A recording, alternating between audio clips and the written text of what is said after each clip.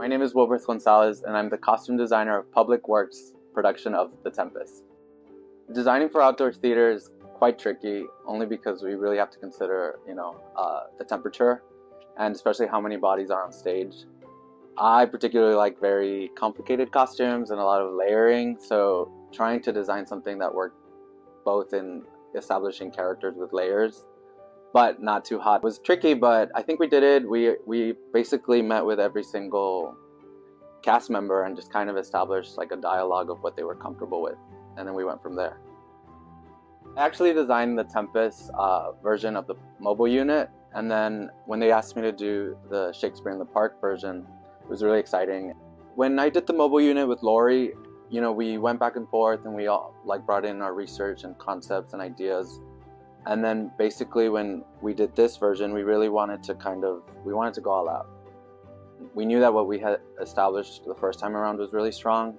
So now this time with a little bit of a bigger budget, we were able to really create the fantasy world that we imagined the first time around.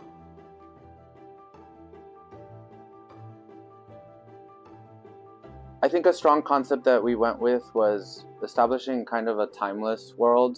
It's like a mix of fantasy and kind of contemporary clothing, and something that kind of just melded together where we weren't setting a specific timeline. The world of the Islanders, it was very focused on natural fabrics, cottons, linens, leathers, something that could easily be found on an island, with a little twist of magic. Establishing the Lords, we wanted to be a complete contrast from that, so that as soon as the audience walked in, there was an immediate, oh, these Lords don't belong on this island. There's a complete contrast. So we went with really sleek black and trying to set up that visual so that the audience instantly knew what was happening.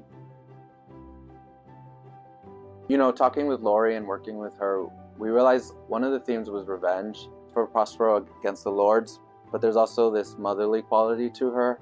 So her costume really was focused on having a combination of hardness and softness, because at the end trying to get this ship to crash. So there is a very warrior feeling to her costume, but at the same time when her daughter's around, she's a lot softer and she's protective of her. So finding that language in the clothes is really important.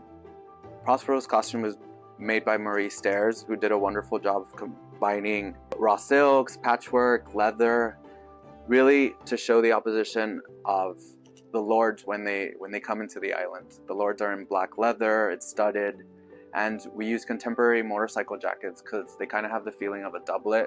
So I thought that would be the most boldest contrast between the two worlds.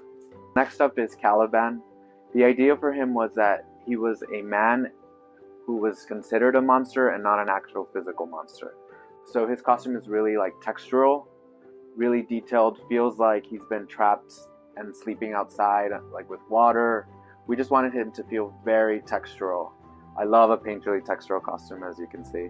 And then this over here is the harness that's worn over this shirt and trouser. Basically, I wanted for him to feel bound and captured at all times.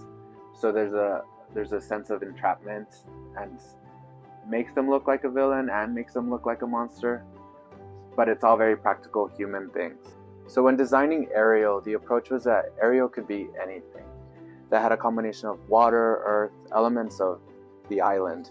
So when approaching the design, it feels very fantastical, but it also feels practical. Audrey Pallmeyer and her team really created such beautiful silhouettes. They really understood the design, and we have multiple Ariolettes in the show, and everyone just feels so special. We worked with a wonderful painter in Canada named Masha. She really understood the sketches and really understood how to capture that elements of water, earth in the design. As you'll see in the show, there's various versions of this costume in various colors, and everything just feels so beautiful and special. Every one of these Ariolettes has a custom headdress as well. We worked with a special designer named Ian Henderson. He created these beautiful sculptural pieces for us, which again feel very fantastical but also feel practical. They could be tree bark, they could be leaves, they could be anything. And it really just kind of elevates the costume. Just like how we were speaking that the Ariels are able to transform into anything, whether that's air, wind, water. There's a scene where the Ariels transform into dogs. We wanted it to be practical.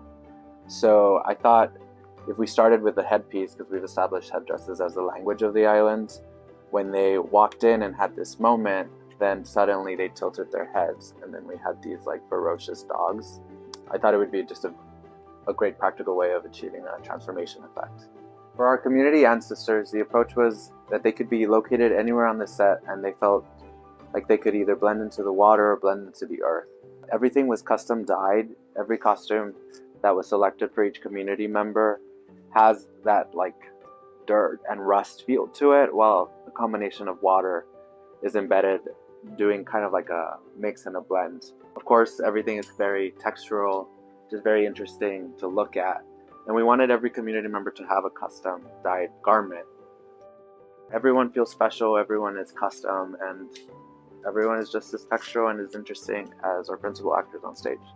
I've been fortunate enough to work on some pretty big musicals, but I don't think to the scale of numbers of this production. But I think it was exciting because when you have the community, you get to interact with so many different kinds of people, in terms of people from different countries, different ages, and just getting everyone excited for what's to come. We wanted everyone, and you'll see in the community, we wanted everyone's costume to also feel custom to them. So we had everybody go through a closet of items, and they selected what they felt the happiest with, the most comfortable with. And then we took that and transformed it into the world of the island, which is all like very painterly. I'm really grateful for my associates, Sueann, Leung, and Beck Jones.